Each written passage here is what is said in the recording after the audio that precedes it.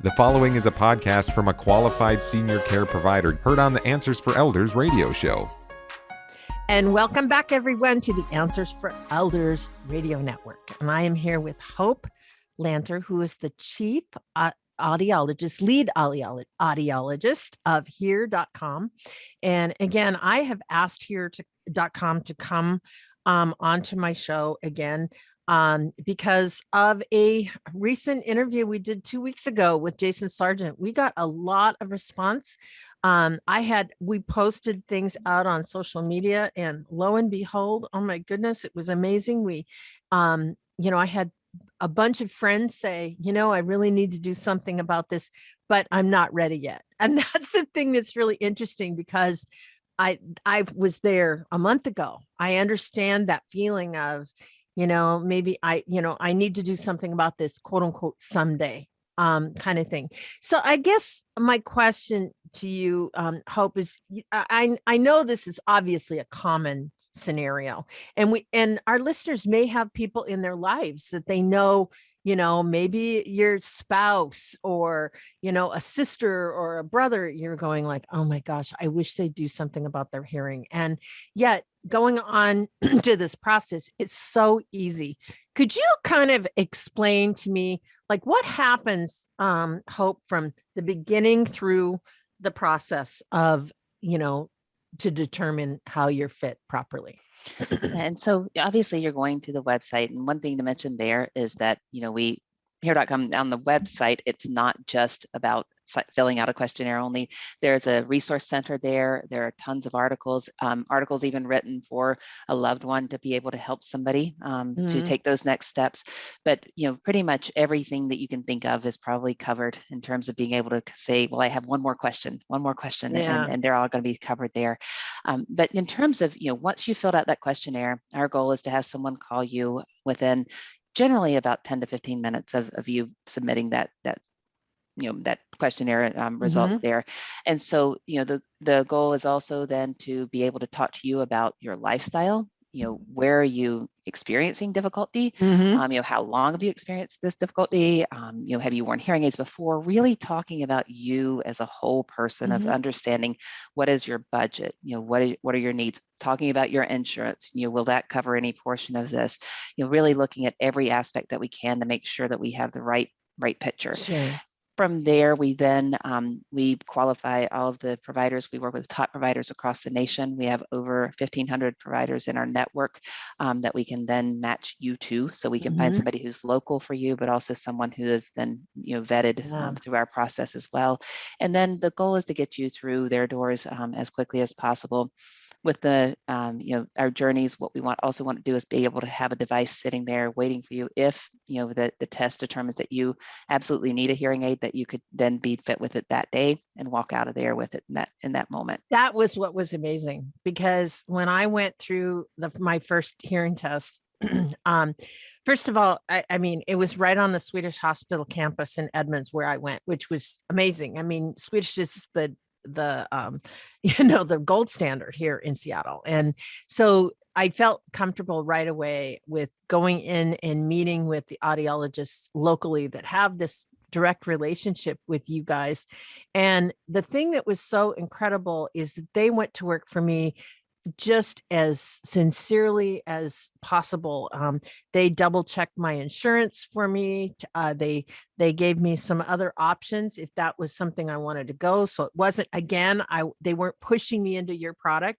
I ultimately ended up choosing your product, but I had a choice, and it was totally fine with Jason. When I talked to him, it's like, well, this is another option for me. But when my husband Keith and I discussed it, it was like, no, I'm going to go with the Signia because it's a higher technology. And we're going to talk about that next, because I felt like this is something that I'm going to have hopefully the rest of my life, right? That they'll last. And so I wanted the top of the line technology. But I think the other thing was just the level of time that they took with me. It wasn't, I didn't feel rushed through. I didn't feel like I couldn't ask questions. I asked a million questions, and and it was just really an amazing experience, not only for me, but I think it was good for my husband, that when he was in the room when I was having a hearing test, and they're looking at this panel, and they play sounds, right? And there was a lot of times that those sounds were played to me, and the light would come on and he would see it and I didn't respond. And all of a sudden it was the reality to him.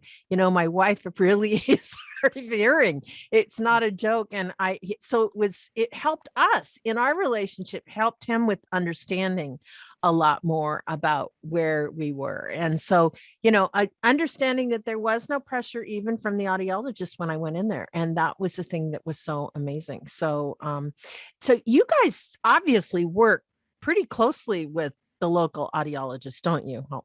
Yes, exactly. And so everything that is discussed in the phone consultation, we basically will send over what we call a customer profile to the provider, so that way they have all of that information ahead of time, so that they understand, everything that in terms of the process that's leading up to there. They know everything that's happened and the plan that basically has been discussed with you on the phone there.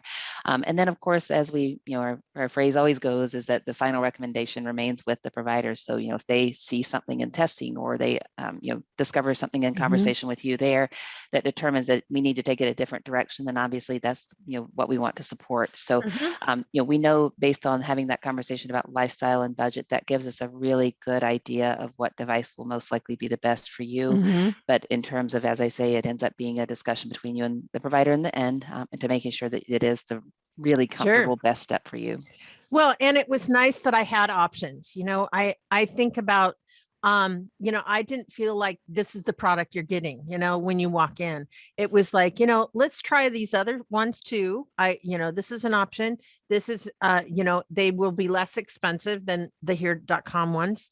But I ultimately chose to go with here.com because of the technology. And we're going to talk about that in our next segment. But I really want to share with our listeners the fact that if you know of somebody, or that you're dealing with hearing loss, there may be a chance that you don't have, is there a point, I guess, where your hearing loss is so slight that you don't necessarily qualify for hearing aids? Is that, I'm sure there's a benchmark of some sort, isn't there? How? Yeah, and I would say that some people with very, very mild hearing loss, if you are an attorney, and so your entire livelihood is based upon hearing every single detail, then even a mild loss would be something that may really warrant a hearing aid in your life. Whereas somebody who is home, maybe alone a lot more, maybe it's something where it isn't as critical right now. But that's something that the provider, once you go through the hearing test, would actually be able to say, okay, something that may feel mild to you may actually be warrant a hearing aid now. Oftentimes we hear people say, I hear, but I don't understand. That's the most common phrase that we hear from people. And so it helps you to get into this sort of false sense of reality of saying, well, if I hear but don't understand, then my hearing must not be that bad. And so it's kind of a way of saying, well, I can put it off because, well, I'm not missing much. I'm only missing it here and there. But what we know is that it's missing that little nuance that makes or breaks the word, and it's, you misunderstand it or you answer it incorrectly. And with my own grandmother, I remember for a while, you'd walk in there into her house and you'd say, how are you doing today? And she'd say, and shake her head, yes, every time. And it was just because she had no idea what you were saying. So it was just bringing that back, being able to really, understand everything, communicate easier. All of those things are really what matter. Yeah. And I think the other thing is that, just, I found myself, like, I would go in a car with friends or whatever. And if I was sitting in the back seat, or sitting, where the engine noise was a little bit louder back there, I'd just tune out. If we're in a restaurant, there's a group of people around the table. Exactly. I can relate to your grandmother. I couldn't hear across the table. There was so much of life that I was missing out. And yet, I was on between mild and moderate hearing loss. So I'm not so severe that, when you really look at it, it's so interesting, this whole process, because I missed out on so much. And so, I sit there and say to people, why would you wait to miss out on life? You only have one life to live. And if you're not getting all the jewels and the gems and the, information and the education and the opportunities, because you don't hear, it's like, that's not a good full quality of life. And that's the point why I really wanted you to come back. So obviously it's really easy. And I want to talk about that is obviously it's an investment. And we can finance hearing aids, can't we? Absolutely. And that's what we can do.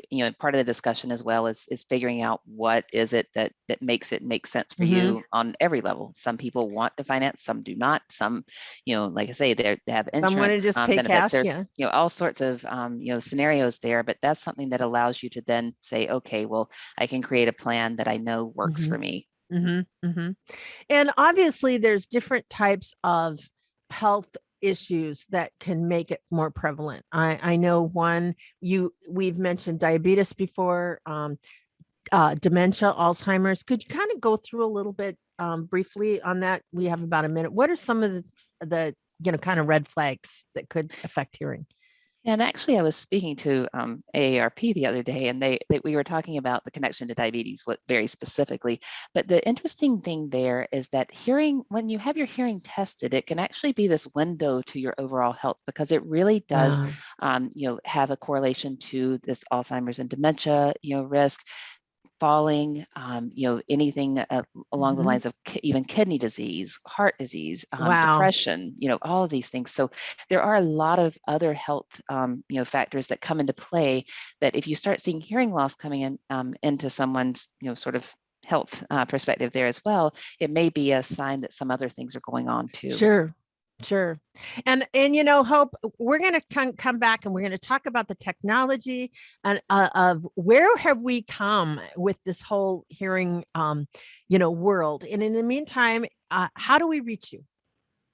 You can always go on to hear.com.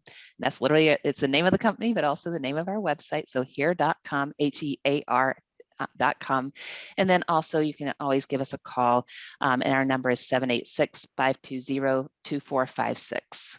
Well, Hope, we're excited that you're here with us, and we're going to continue this conversation. Let's talk a little bit about where have hearing aids come in this decade, because right now I'm blown away by the technology and ways in which they're used, and Hope will be back with us right after this.